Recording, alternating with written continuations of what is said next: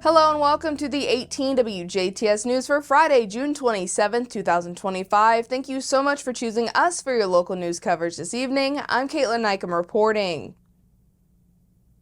A traffic stop in Jasper on Tuesday, June 24th, led police to find approximately 22 grams of suspected marijuana and charge 2 Winslow residents. Jasper police stopped a Nissan Rogue for speeding around 8 in the morning near 47th Street and Portersville Road. Officers reported smelling burnt marijuana coming from the vehicle and located the suspected marijuana along with drug paraphernalia during their investigation. The driver, 33-year-old Amber Dawn Rhodes, was arrested and lodged at the Dubois County Security Center for operating a vehicle with a Schedule I or Schedule II substance in her blood with a prior conviction within 7 years, possession of marijuana, and possession of paraphernalia. The passenger, 33-year-old Trey Sean Montez Rhodes, was cited and released for possession of marijuana and possession of paraphernalia. The Jasper Strassenfest Half-Pot Raffle is back for 2025 with ticket booth sales kicking off on Wednesday, July 2nd. The Big Red booth located in front of Ruler Foods in Jasper will serve as the main sales location leading up to the festival.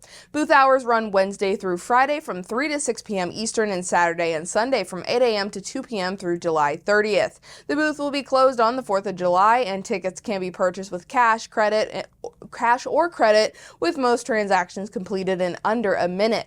Pop-up sales will also take place throughout the month with updates posted on the Jasper Strassenfest Facebook page. During the Strassenfest, scheduled for July 31st to August 3rd, additional on-site sales and extended booth hours will also be available.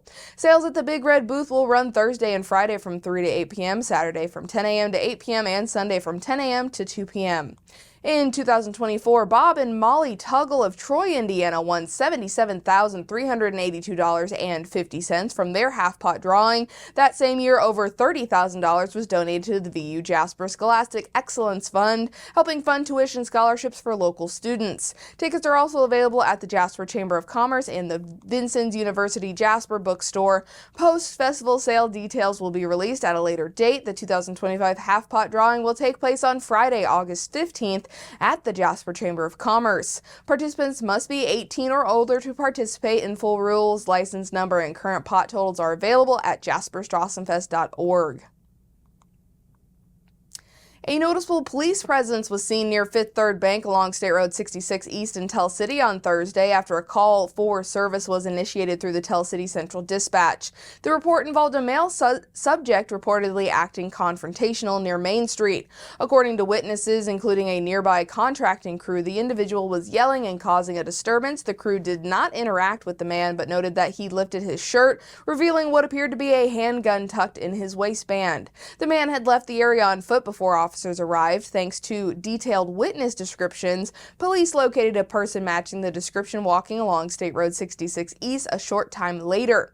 Given the initial report and potential firearm involvement, multiple officers coordinated to safely approach the individual. Law enforcement conducted a thorough background check with assistance from additional agencies. Authorities determined that while the subject allegedly displayed a firearm, no threats were made and no weapon was ever drawn. A search of the area yielded no firearm either. The man told officers he was passing through Tell City but lacked transportation to reach his intended destination. Due to safety concerns and the extreme heat, officers made arrangements for him to be transported out of state to reach his destination safely. Police say there is no ongoing threat to public safety. The Tell City Police Department thanked the public for their cooperation and attentiveness during this event. Jasper's popular downtown Chowdown is back next Thursday, July 3rd, offering an evening of food, fun, and festivities ahead of the 4th of July weekend. The event will take place from 4 to 8 p.m. Eastern at the Jasper Riverwalk and Dave Buehler Plaza. Guests can enjoy a variety of food options from local favorites including Sabor Colombia, Wood Capital Pizza, Oink Smokehouse, Tater Temptations, and La Tricolor Colombian Delicacies. For something sweet or refreshing, desserts and drink vendors such as Bursting with Love, Honey Run Kettle Corn, and Zach's Creamery will also be on site. Live music by Kaitlyn Neukam will set the tone for the evening while kids can enjoy a bounce house and yard games. The event is free to attend and open to the public, and thanks to Smithville for sponsoring the 2025 Downtown Chow Downs, which continue monthly on the first Thursday through October. Upcoming dates include August 7th, September 4th, and October 2nd at the same location. Also on July 3rd, visitors are invited to stop by the Tim Clark Cultural Center for First Thursdays hosted by Jasper Arts. The gallery reception begins at 5 p.m. Eastern, offering an opportunity to view new exhibits and connect with local artists.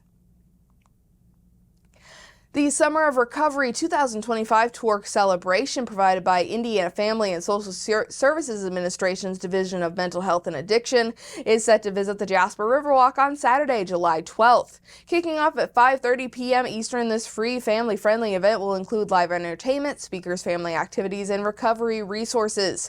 For more information about the Jasper Summer of Recovery event in Jasper or the 2025 tour celebration, you can visit summerofrecovery.com.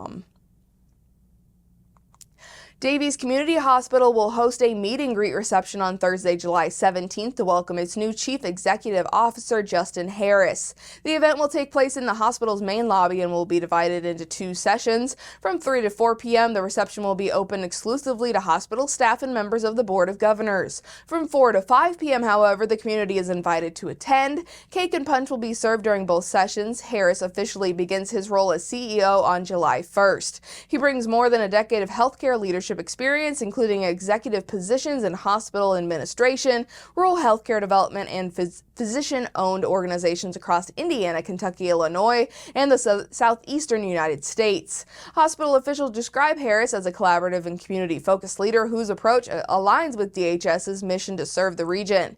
The event aims to provide both staff and community members a chance to connect with Harris in a relaxed, welcoming environment. Davies Community Hospital encourages local residents to attend the public portion of this reception and extend a warm welcome to their new leader. To help make breast cancer screening easy and convenient, Deaconess Mobile Breast Center will be bringing their mammogram services to TriCap in Jasper on Thursday, August 7th from 10 a.m. to 3 p.m. Eastern. This service is designed to ensure all women have access to an annual screening mammogram regardless of ability to pay or travel to a breast imaging center. Appointments must be scheduled in advance by calling 812-450-6266. Patients must also bring their ID and insurance cards to their appointment. Mammograms are covered by most health plans, but it is recommended to check that Deaconess is an in-network provider with your insurance carrier. If you have no insurance, you may be eligible for financial assistance. From the State House, Indiana lawmakers passed 247 new laws during the 2025 legislative session, according to the Indianapolis Bar Association, with most of them set to take effect on Tuesday, July 1st. The new laws touch nearly every aspect of Hoosier life, from taxes and schools to public safety, healthcare, and social issues. Property tax changes were among the biggest focus of this session, with lawmakers approving limits on how much bills can rise in an attempt to offer relief to homeowners. However, the change won't impact bills this year and may cause funding challenges for schools and local governments in the future. More than 24 new laws will impact K-12 education. These include a focus on improving math scores, limiting sex education, increasing teacher pay, and boosting student attendance. County jails will now be required to report suspected undocumented immigrants to sheriffs, who must notify federal immigration authorities. Diversity, equity, and inclusion programs are being rolled back. A new law bans states, colleges, and agencies from offering jobs or aid based on race, sex, or similar personal traits, following Governor Mike Braun's executive order eliminating DEI in state government.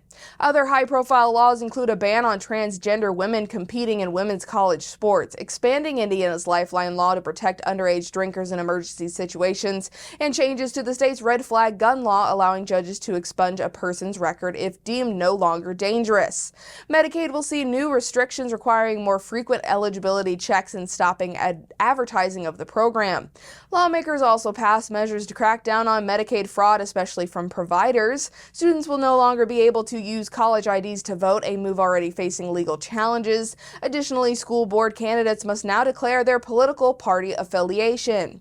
The state also banned lab-grown meat sales for at least 2 years, restricted certain charitable bail payments, and created an Indiana-Illinois border commission to explore potential county realignments. Other laws set new standards for police lineups to reduce wrongful convictions, limit predatory towing fees, ban marijuana, billboard ads, and prohibit government funding of obscene performances. Though over 1,200 bills were filed this year, many did not advance, including controversial proposals to end no-fault divorce or criminalize homelessness. Some of the new laws are already facing court challenges, indicating debates will continue long after July 1st. You can find details on each of these soon-to-be implemented laws on our website over on WJTS.tv. During this year's interim study session, Indiana lawmakers will examine the impact of medical debt, marking a significant move as medical debt continues to burden families across the state and nation. The decision to include medical debt as a focus comes amid data showing that an estimated 15 million Americans have medical debt on their credit reports as of 2024. In Indiana, the problem is particularly severe, with the state ranking 11th highest nationwide for the share of residents with medical debt at an estimated $2.2 billion in collections. Studies have shown that medical debt makes it harder for individuals to afford basic needs, seek health care, and access credit. The Indiana Community Action Poverty Institute has highlighted that medical debt imposes financial hardships on Hoosiers, preventing many from caring for themselves or their families. Recent research conducted by the Institute found that mothers from various socioeconomic backgrounds struggled with medical debt, with some foregoing necessary postpartum care to afford essentials for their children. The Institute, along with partners such as United Way of Central Indiana, has supported legislation to address medical debt over the past 2 years. Advocates note that medical debt remains a significant obstacle to individual and family economic security, particularly for those in near poverty, and hope the interim study will produce actionable solutions for lawmakers to consider in 2026.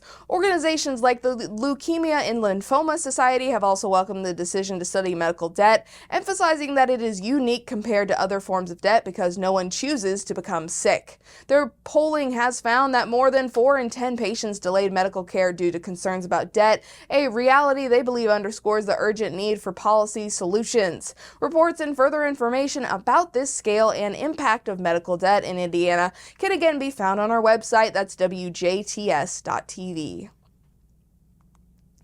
And that has been your Friday news right here on 18 WJTS. Next up is your weekend weather forecast.